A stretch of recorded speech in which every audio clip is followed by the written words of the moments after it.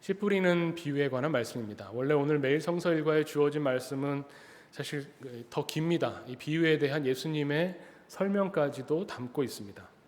그리고 마태복음 13장은 비유장이라고 일컬어질 정도로 이 마태복음 13장 안에 하나님 나라에 대한 비유를 7가지를 담고 있습니다.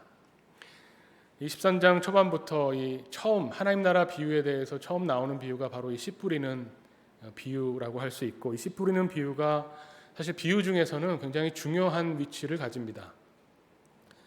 왜냐하면 이 공관복음서에 모두 기록되어 있는 비유입니다. 이것만 그런 것은 아니지만 마태복음, 마가복음, 누가복음 세 복음서에 다 기록되어 있는 비유들이 또 그렇게 많지는 않습니다. 혼인집에 대한 비유, 또 가죽 부대, 새 포도주는 새 부대 이런 비유, 겨자씨 비유, 이런 비유들 가운데 하나죠. 씨 뿌리는 비유가 있습니다. 그런데 씨 뿌리는 비유가 왜 이렇게 중요하느냐? 마가복음에서는 이 씨 뿌리는 비유를 예수님께서 말씀하시고, 또 어떻게 보면 독특하게 이 비유에 대한 해석을 예수님께서 직접 해주시면서 이 비유에 대해서 모르면서 다른 비유는 어찌 알겠느냐 이런 말씀을 덧붙이셨어요. 그래서 씨 뿌리는 비유는 어떻게 보면 비유 중에 비유고, 이 비유는 기본적으로 알아야 예수님의 그 다른 많은 비유들을 알 수 있지 않을까 하는 그런 중요성이 성경 스스로 밝히고 있어서 굉장히 중요하게 여기는 그런 비유입니다. 이 비유의 내용은 아실 겁니다. 씨 뿌리는 자가 씨를 뿌렸는데 4가지 밭의 상태가 나오죠.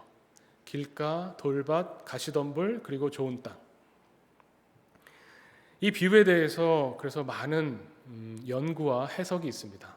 그렇게 중요한 비유라면, 그렇게 기본이 되는 비유라면 이 비유를 우리가 어떻게 이해하고 또 해석하고 이 비유를 생각해야 될까?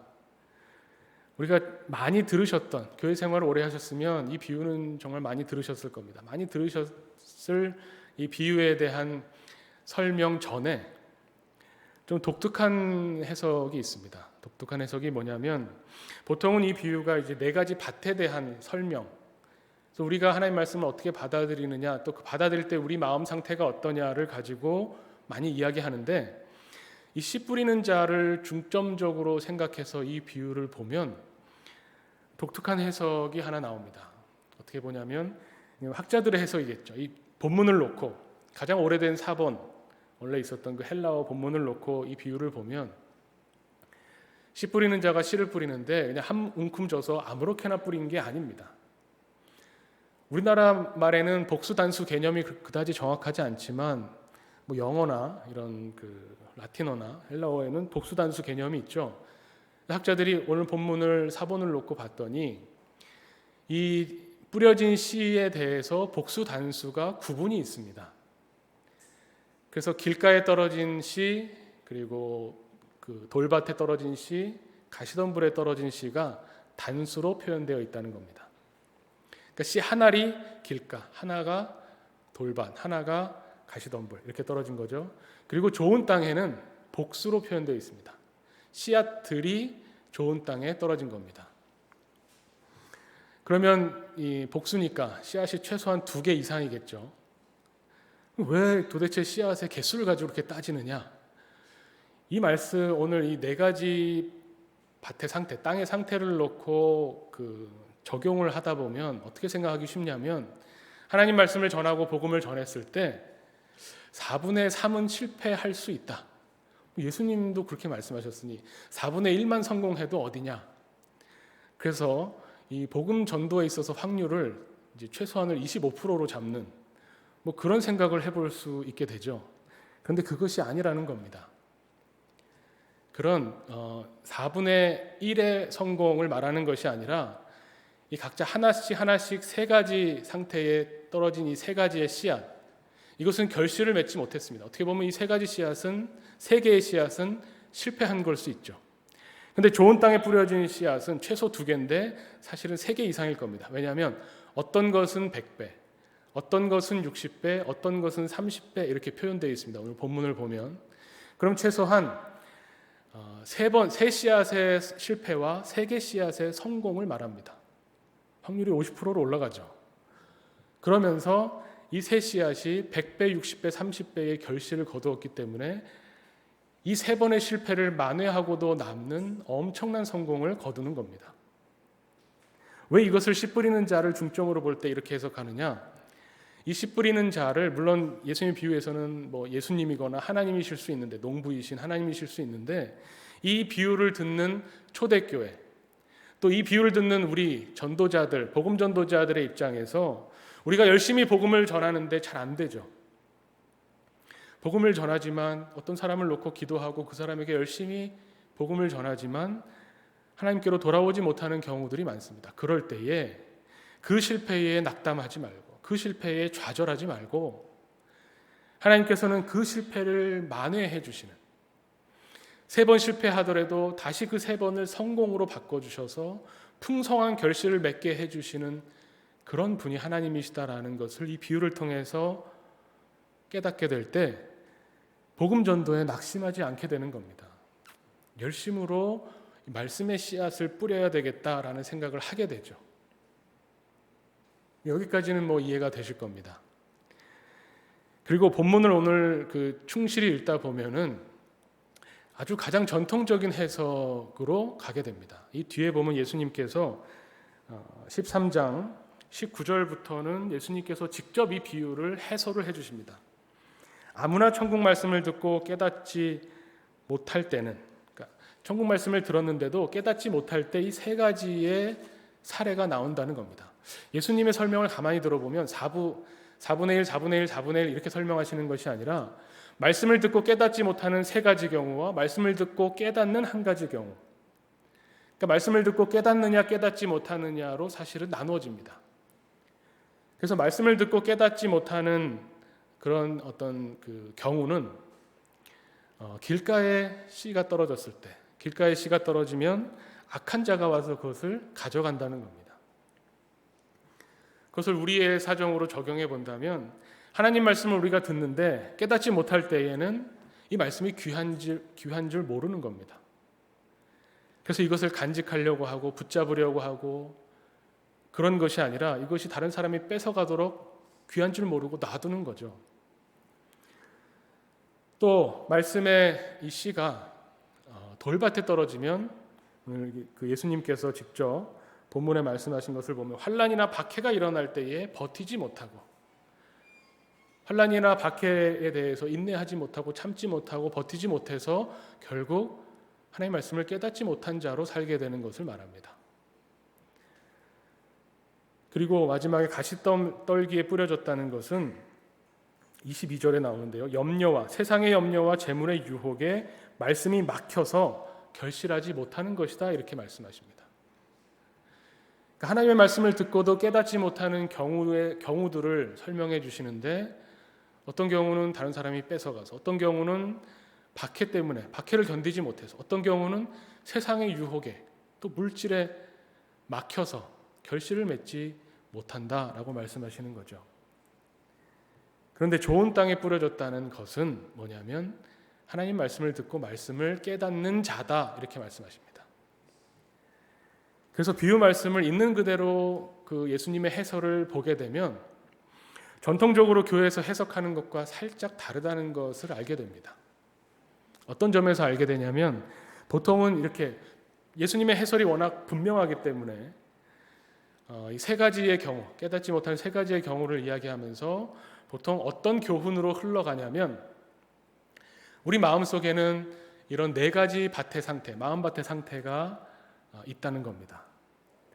그런데 우리가 열심히 예배를 드리지만 어떤 설교는 우리 마음에 들어왔다가 길가에 떨어진 것처럼 사라져버리고, 어떤 설교는 우리가 세상의 염려 때문에 그 말씀이 결실을 뿌리내리지 못하고 결실을 맺지 못하고, 그런데 좋은 땅, 우리 마음에 옥토와 같은 땅에 말씀이 떨어질 때 이것이 결실을 맺으니, 우리 마음을 열심히 갈아서, 그렇죠? 돌밭을 열심히 갈고요, 가시덤불을 다 제거해버리고 길가 같은 딱딱한 마음을 부셔서 옥토로 우리 마음을 만들어서 하나님 말씀이 우리에게 떨어질 때 풍성한 결실을 맺읍시다 라고 교훈의 정점으로 가는 겁니다. 이 말씀이 왜 예수님의 이 해설과 딱 들어맞지 않냐면, 예수님이 그러니 너희가 좋은 땅이 되라 이렇게 말씀하신 적이 없다는 겁니다. 예수님 그렇게 말씀하시지 않았어요. 예수님 원래 그렇게 명령하지 않으시잖아. 아니죠. 예수님이 분명하게 말씀하시는 말씀들이 있습니다. 예를 들면 너희는 세상의 소금이다. 그건 소금이 되라는 것도 아닙니다. 그냥 소금이다 라고 선언하시죠. 이런 것처럼 만약에 이 비유가 우리로 하여금 우리의 마음을 갈고 닦아서 하나님의 말씀을 받아들여서 그 말씀을 풍성히 결실을 맺는 사람이 되어야 한다라는 말씀이었다면 예수님 그렇게 이야기하셨을 겁니다. 왜 이런 해석이 한국교회에서 많냐면 이게 목회 현장에서 너무나 잘 적용되기 때문에 그렇습니다. 저도 말씀 준비하면서 다른 이제 말씀 자료들을 봤는데 목회 현장에서 바로 요 순간이죠. 이렇게 예배 중에 말씀을 선포하는 이 시간에 어떤 한 분이 졸고 계신다. 조셔도 됩니다. 저는 뭐라고 안 합니다. 근데 졸 때에 내 말씀에 씨를 뿌리고 있는데 이 귀를 막고 졸고 있으면 이게 길가에 떨어진 거랑 뭐가 다르나요?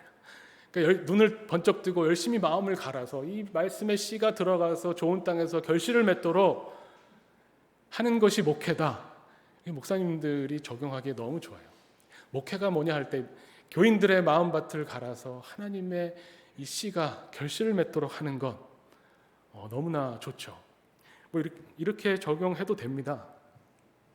그런데 오늘 말씀을 이제 가만히 보면 이게 비유 중에 비유라고 말씀하시고 이 비유가 어떻게 보면 예수님께서 우리에게 들려주신 비유 말씀의 가장 기본이 되는 거라면 예수님의 비유가 들려질 때 예수님의 비유는 결국 하나님의 나라가 무엇인가를 가르쳐 주시는 거죠. 이 예수님의 비유가 들려질 때에 맥락이 있고 예수님의 비유가 들려져서 일으키는 예수님의 어떤 기대가 있으실 것이고 예수님의 목적이 있을 것이고 이 말씀을 통해서 우리가 깨달아야 하는 점이 있는 겁니다. 이것을 그냥 어떤 우리의 교회 현장에 바로 적용하고 내 삶의 현장에 이 말씀을 가져와서 바로 적용해서 이렇게 되면 좋겠다라고 한다면 적용하기 위해서 성경을 보는 것과 마찬가지가 됩니다. 요한복음 5장 39절에 그런 위험성에 대한 이야기가 있습니다. 요한복음 5장 39절 말씀을 보면 너희가 성경에서 영생을 얻을 줄로 생각하고 성경을 연구하거니와 이 성경이 곧 내게 대하여 증언하는 것이니라. 우리는 성경을 읽을 때 이 성경을 열심히 읽어서 성경이 하라는 대로 해서 구원받아야지, 하나님 나라 가야지 이렇게 생각한다면 오해라는 겁니다. 예수님은 그렇게 말씀하셨어요. 성경을 열심히 읽고 성경이 하라는 대로 하고 성경이 말하는 대로 마음밭을 기경하자 이래서 열심히 우리 마음밭을 갈고 닦는다고 해서 영생을 얻는 줄로 생각한다면 오해다. 성경은 철저하게 예수 그리스도가 누구신가를 우리에게 증언하고 있다는 겁니다. 우리가 성경 말씀을 읽으면서 내 필요에 의해서 내가 어떻게 행동하는 게 좋을까를 알아보기 위해서 성경을 읽는 것이 아니라 성경을 읽으면 성경 그대로 우리에게 전해주시는 예수 그리스도가 어떤 분인가, 예수 그리스도를 통해서 우리에게 베풀어 주시고자 하는 하나님의 나라가 어떤 것인가를 알아야 한다는 겁니다. 그걸 깨닫는 것, 어떻게 보면 그 말씀을 듣고 깨닫는 것이 바로 오늘 비유가 이야기하는 좋은 땅에 뿌려진 것, 거기까지입니다. 우리는 마음 밭을 어쩌라는 것이 아니라 좋은 땅에 떨어져서 결실을 맺는 것이 하나님 말씀을 깨닫는 것이라는 겁니다. 이렇게 이 비유 그 자체를 놓고 보려고 오늘 말씀을 보면 이 오늘 말씀에는 공간복음서에 다 나와 있기도 하지만 특히 마태복음의 맥락이 있습니다. 마태복음에서 예수님께서 이 말씀을 어떤 때에 하셨냐면요, 바로 오늘 앞부분의 말씀을 보면 12장 마지막 부분의 말씀을 보면 예수님께서 복음을 전하기 시작하고 그 앞에서 제자들을 파송하고 이랬더니 사람들이 막 몰려듭니다. 그래서 귀신 들렸던 사람의 귀신이 쫓아지고 아픈 사람, 병든 사람이 깨끗함을 얻으니 예수님을 비방하는 사람들이 생겼습니다.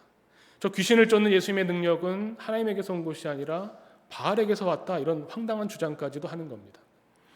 그것은 뭐냐면 이 전통적 조직적인 이 유대교 안에서 예수님이 배척받으시는 거죠. 그리고 그 책임은 어디에 있냐면 사실 가족들에게 갑니다. 그래서 12장 마지막 부분에 예수님의 어머니와 형제 자매들이 예수님을 찾으러 다닙니다. 예수님 때문에 가족의 집안에 위기가 온 거죠. 이 유대교의 커뮤니티 안에서 쫓겨날 위기에 처한 겁니다. 예수님을 찾아가서 예수님을 말리려고 예수님을 막 찾아다니는 이야기가 나오고 예수님께로 찾아옵니다. 그 제자들이 와서 예수님 밖에 예수님 어머니와 형제들이 와 있습니다. 그랬더니 예수님 뭐라고 하시나요? 누가 내 형제요 내 어머니냐. 이 맥락 없이 이 말씀을 읽으면 예수님 어떻게 가족한테 이러실 수가 있나? 어떻게 본인의 어머니가 오셨는데 이런 말씀하실 수가 있나 생각하는데 그게 아니라 예수님이 이 말씀을 하신 것은 전달하고자 하는 메시지가 있는 겁니다. 그 메시지가 뭐냐면 12장 50절입니다. 누구든지 하늘에 계신 내 아버지의 뜻대로 하는 자가 내 형제요 자매요 어머니니라. 육신의 어머니와 육신의 형제 자매를 부정하려고 이 말씀을 하신 것이 아니라 예수님께서 그토록 가르쳐 주시고 전파한 하나님의 나라가 어떤 것인가를 가르쳐 주시는데 예수님이 가르쳐 주시는 하나님의 나라는 지금 이스라엘 사람들이 생각하는 그런 것이 아니라는 겁니다. 새로운 가족을 만들어 주시는데 이 새로운 가족은 하나님의 뜻대로 하는 사람들이 모여서 이루는 예수님의 형제 자매들, 가족들이 되는 겁니다. 그래서 이런 관점에서 보면 오늘 예수님이 어디에서 이 말씀을 하시냐면 사람들이 하도 많이 몰려왔어요. 큰 무리가 몰려왔다고 이야기합니다. 이 갈릴리 호숫가에서 사람들에게 말씀을 전하시는데 사람들이 꾸역꾸역 자꾸 모이니까 어떻게 됩니까? 뒤에서 자꾸 밀죠. 안 보이니까. 뒤에서 자꾸 미니까 앞에 사람들이 자꾸 밀려 나갑니다. 예수님께로 나갑니다. 그러니까 예수님이 그 호숫가에서 사람들에게 말씀을 전하다가 예수님이 한 걸음 뒤로 물러나다가 예수님 발이 이 갈릴리 호수에 풍덩 담궈지는 거예요. 하는 수 없이 배를 띄워서 그 배 위에 예수님이 올라가시고 거기 모인 많은 사람들에게 이 말씀을 전하시는데 이 말씀이 뭐냐면 바로 그 사람들의 기대를 깨트려버리는 말씀입니다. 이 비유에서 중요한 거는 예수님이 좋은 땅이 되라 이렇게 말씀하신 것이 아니라 이 비유 이야기에서 예수님이 하신 명령어가 하나 나옵니다. 그것이 바로 오늘 제목이죠. 9절 말씀, 귀 있는 자는 들으라. 우리가 이 비유를 그래서 이 비유가 마음밭을 잘 가꾸자 이것이 조금 핀트가 어긋났다는 게 예수님이 직접적으로 말하신 말씀이 그 뒤에 나오거든요. 들으라 이렇게 말씀하신 겁니다. 들으라. 여기 모여있는 큰 무리들을 향해서 예수님이 들으라라고 말씀하셨을 때 이 사람들이 뭘 생각했을까요? 우리 교회 오래 다니신 분들은 히브리어를 좀 아시죠? 네. 우리 어느 정도는 아실 겁니다. 단어라도. 할렐루야 아시죠? 이거 히브리어입니다. 네. 하나님을 찬양하라는 말이죠. 근데 우리가 또 아는 히브리어가 하나 있을 겁니다. 들으라. 이게 히브리어로 뭘까요? 쉐마. 네. 쉐마라는 말입니다. 쉐마 하면 떠오르는 게 있죠. 유대인이라면 누구나 알고 있는 게 바로 이 쉐마입니다. 신명기 6장 4절 말씀에 이스라엘아 들으라. 우리말 성경에는 그렇게 나옵니다. 그런데 히브리어로 보면 명령어가 먼저 나오죠. 쉐마 이스라엘. 이스라엘아 들으라 이렇게 나옵니다. 쉐마 이스라엘이 얼마나 중요하냐면 신명기 6장 4절 말씀 보면 이스라엘아 들으라. 우리 하나님 여호와는 오직 유일한 여호와시니 너는 마음을 다하고 뜻을 다하고 힘을 다하여 내 하나님 여호와를 사랑하라. 이게 쉐마입니다. 여기서 이스라엘이라는 것은 하나님의 백성을 말하는 거죠. 하나님께서 하나님의 백성을 향해서 들어라 라고 말씀하시면서 하시는 말씀이 나만이 오직 너희의 하나님이다. 하나님을 마음과 뜻과 힘을 다해서 사랑해라. 거기서 그치는 것이 아니라 이 쉐마는 이것을 가르치라라고 합니다. 이어지는 그 말씀에 보면 이 명령을, 이 말씀을 너는 마음에 새기고 내 자녀에게 부지런히 가르쳐서 집에 앉아 있을 때, 길을 갈 때, 누워 있을 때, 일어날 때 이 말씀을 강론하고 그것을 손목에 메고 기호를 삼고 미간에 붙여서 표를 삼고 집의 문설주와 바깥문에 기록해라. 이게 쉐마입니다. 쉐마라고 하는 것이 얼마나 중요한가 해서 이 랍비들이 뭐라고까지 이야기하냐면 모세오경, 이 신명기에 나오는 말씀이죠. 창세기, 출애굽기, 레위기, 민수기, 신명기를 통틀어서 이 모세오경은 이 신명기, 특히 이 신명기의 이 쉐마 이거를 설명하기 위해 있는 거다. 이 신명기는 통째로 이 쉐마에 대한 주석이다. 이렇게까지 이야기할 정도로 이 쉐마는 중요합니다.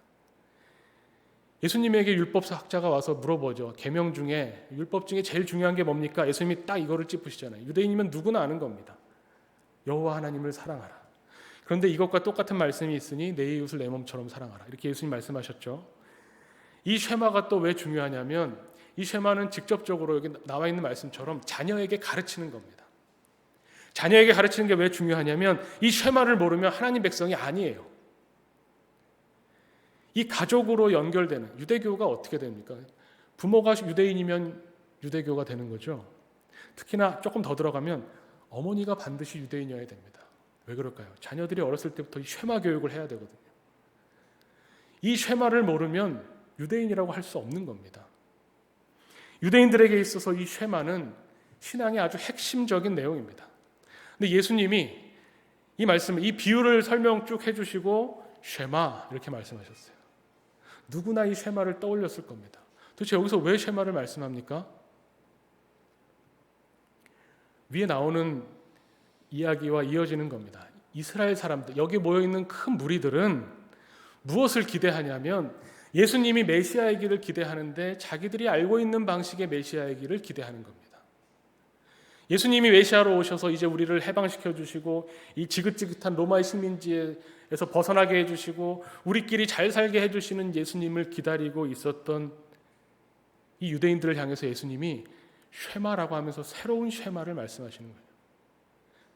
쉐마를 배워야만 너희들 유대교인 줄 알지. 쉐마를 배워야만 하나님 백성 이스라엘이라고 너희들은 여기고 있지. 아니다. 하나님께서 새 언약을 주셨고 새로운 가족을 만들어 주시는데 새로운 공동체를 만들어 주시는데 누구든지 혈연과 상관없이 누구든지 아버지의 뜻대로 하는 사람이 새로운 하나님의 가족이다 라고 말씀하시는 겁니다. 그래서 쉐마를 말씀하세요. 그러면서 이 비유를 말씀하세요. 이 비유를 말씀하시면 제자들이 이게 무슨 말입니까 했더니 이 비유를 내가 왜 말했는지 아느냐? 들어도 깨닫지 못하게 하려고 말했다 이렇게 하시는 거죠. 이게 아주 기가 막힌 전개입니다. 마태복음의 이 전개가 그러면서 마태복음이 뭐라고 하냐면 예수님의 입을 빌려서 이사야를 통해서 하나님이 미리 말씀하셨던 것, 이사야를 통해서 뭐라고 말씀하셨냐면 너희가 보아도 알지 못하고 들어도 깨닫지 못하게 하려고 이렇게 하는 거다. 예수님의 이 천국 비유는 이 비유를 듣고 천국이 뭐냐를 깨달으라는 말씀이 아니었습니다. 깨닫지 못한다는 것을 오히려 말씀하시기 위해서 이 말씀을 주셨다는 겁니다. 이해가 안 되죠. 이 13장 이후에 이어지는 이사야 이야기는 본문이 어디냐면 이사야서 6장입니다. 이사야서 6장을 보면 이사야 6장이 하나님께서 이사야를 부르시는 소명의 장이에요. 하나님께서 이사야 선지자를 부르십니다. 그러면서 뭐라고 하시냐면 내 하나님의 이 말씀, 내가 누구를 보내야 되겠느냐 할 때 이사야가 손 들고 나옵니다. 주님 제가 가겠습니다. 그랬더니 그래. 그러면 네가 가서 우리가 보통 어떻게 생각합니까? 이사야야 네가 가서 내 말씀을 전해서 이스라엘 백성들이 그 말씀을 듣고 깨닫고 회개해서 나에게 돌아오도록 해라. 이래야 선지자를 보내시는 하나님의 이 이야기가 맞아 들어가는 것 같은데 이사야서 6장을 읽어보면 전혀 아닙니다. 그래 네가 가서 내 말씀을 전해서 깨닫지 못하게 해라. 그래서 보내신 겁니다. 하나님 말씀을 들어도 깨닫지 못하게, 하나님 말씀을 듣고 돌이키지 못하게 하려고 이사야를 보내셨다는 겁니다. 이게 말이 안 되는 얘기잖아요. 기가 막힌 말입니다. 오늘 예수님의 이 비유도 쉐마라고 말씀하시면서 이 비유가 뭐냐면 사람들이 듣기 원하는 그 기대를 깨트리는 말씀을 하신다는 겁니다. 너희가 하나님 말씀을 들으면 깨달아서 그 말씀을 몸에 익히고 열심히 그 말씀대로 살아서 하나님 나라 가는 줄 알지?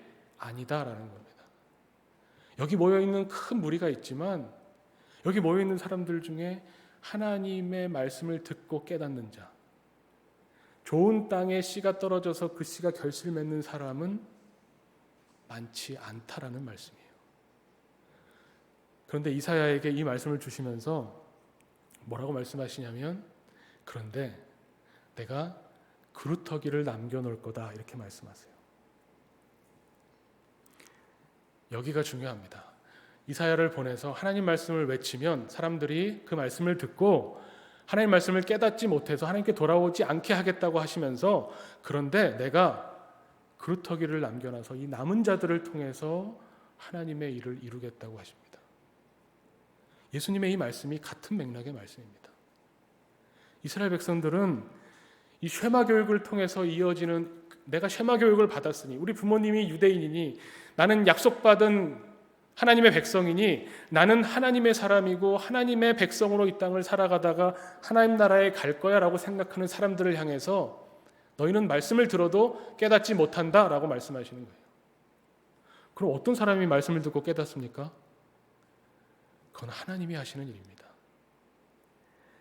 귀 있는 자는 들으라 하시는 이 들으라라고 하는 이 말씀은 하나님께서 남은 자를, 하나님께서 좋은 땅을 두셔서 씨가 거기서 결실을 맺을 수 있도록 하나님 말씀을 깨닫도록 하는 사람들을 하나님이 우리에게 주신다. 하나님이 그것을 만들어내신다라고 하는 선포입니다. 예수님 말씀하신 모든 비유의 가장 기본적인 비유 말씀을 들을 때 우리가 알아야 될 것은 뭐냐면, 예수님의 비유 말씀은 우리로 하여금 우리의 기대를 허물어지게 한다. 우리의 기대를 깨트린다 하는 겁니다. 이것을 유대인들에게만 적용할 수 있을까요? 우리에게도 적용됩니다. 내가 교회 생활을 오래 했고 이 정도 내가 복음을 듣고 이제 교회에서 직분을 받고 일을 했는데, 그럼 우리는 뭘 예상합니까? 저도 마찬가지입니다. 열심히 신앙생활 하다가 힘들 때마다 하나님을 찾고 기도해서 위로를 받고 열심히 교회 생활하다가 이제 죽으면 나는 천국 간다. 이런 생각을 하고 있는 사람들을 향해서 예수님 말씀하시는 겁니다. 너희는 말씀을 듣고도 깨닫지 못하는구나. 그런지 아닌지 모릅니다. 내가 정할 수 있는 건가요? 오늘 이 말씀 보면 우리가 만약에 밭이라면 땅을 향해서 좋은 땅이 되라 아무리 외쳐도 땅이 좋은 땅이 되는 경우는 없습니다. 이건 하나님이 하시는 일입니다. 우리 힘으로 할 수 없다는 것을 선언하시는 겁니다. 너희가 아무리 노력하고 아무리 열심으로 일하고 이렇게 모여서 예수님 말씀을 듣는 그 많은 사람들이 기대를 가지고 예수님 앞에 나와서 예수님께 바라는 것을 구하지만 하나님은 하나님의 일을 하실 뿐입니다. 이것이 한편으로 두려운 말씀입니다. 하나님 앞에 섰을 때 낮아질 수밖에 없는 말씀이고, 하나님 앞에 섰을 때 하나님, 내가 하나님 앞에서 이렇게 열심으로 기도하고 말씀 읽고 신앙생활하니 저는 천국 가는 거죠? 라고 말하지 못하게 하는 그런 말씀입니다. 이 말씀이 두렵잖아요. 내가 그러면 좋은 땅이 아니면 어떡하지? 내가 하나님이 말씀하신 그 남은 자가 아니면 어떡하지? 그런 두려움이 있다면 두려운 말씀이지만, 저는 이 말씀을 읽으면서 정말 이 말씀 복음이구나 하고 깨닫게 됩니다. 이 어려운 시기에 뉴노멀이라고 하는, 또 코로나 이후의 시대라고 하는 이 시대에 그동안 교회가, 한국 교회가 해왔던 그 모든 노력과 그 모든 노력에 의해서 행해진 결실들이 어느 정도 소용없게 돼버렸습니다. 그토록 열심히 소모임으로 모여서 말씀을 나누고 은혜를 나누고 친교를 나누고 교제를 나눴던 그 많은 노력들이 이제는 못하게 된 겁니다. 아니, 우리가 이렇게 열심히 노력해서 이루어왔던 한국 교회의 모습들이 더 이상 안 된다면 이제 우리는 어떻게 하지? 우리가 노력하지 못한다면 교회는 허물어질 것 같고, 우리가 노력하지 못한다면 우리의 신앙은 망가질 것 같고, 우리가 열심을 내지 못한다면 믿음이 약한 사람들 다 나가 떨어질 것 같은데, 오늘 말씀이 거기에 대해서 우리에게 복음을 전해줍니다. 너희가 하는 게 아니다. 하나님 말씀을 듣고 깨닫는 자라고 하는, 좋은 땅에 씨가 뿌려졌다라고 하는 것은 너희가 노력해서 된 것이 아니라 하나님이 하시는 것이다. 우리는 거기에 대해서 다만 마음을 열고 귀를 열고 하나님 말씀을 들을 뿐입니다. 하나님이 행하시는 이 놀라운 일들을 우리가 듣고 우리 삶을 통해서 세상에 드러낼 뿐입니다.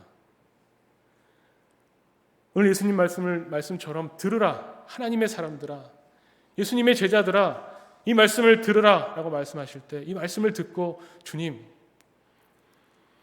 내 힘으로 내가 내 신앙을 유지해 온 줄 알았는데, 내가 교회를 열심히 나왔기 때문에 내 신앙이 이렇게 성장했는 줄 알았는데, 내가 열심으로 많은 사람들을 전도했기 때문에 그 사람들이 전도가 돼서 기독교인이 많아진 줄 알았는데, 주님, 이게 내가 한 것이 아니라는 것을 주님 깨닫게 하시니 감사합니다. 내가 했던 그 모든 수고와 노력들이 사실은 하나님이 행하셨던 일이라는 것을 내가 고백합니다. 주님 앞에 나는 아무것도 아니고 주님 앞에 나는 죄인입니다. 성경이 뭐라고 말합니까? 우리를 향해서 뭐라고 말씀하세요? 열심히 마음밭을 갈아라, 그렇게 말씀하시지 않고요. 의인은 없나니 하나도 없으며 하나님을 아는 자도 없고 하나님을 찾는 자도 없고 선을 행하는 자는 없나니 하나도 없도다. 로마서 3장 10절에 말씀하십니다. 우리는 도무지 하나님을 찾을 수 없는 사람들입니다. 우리는 도무지 하나님의 뜻을 행할 수 없는 사람들입니다. 우리는 선을 행할 능력이 없는 사람들입니다.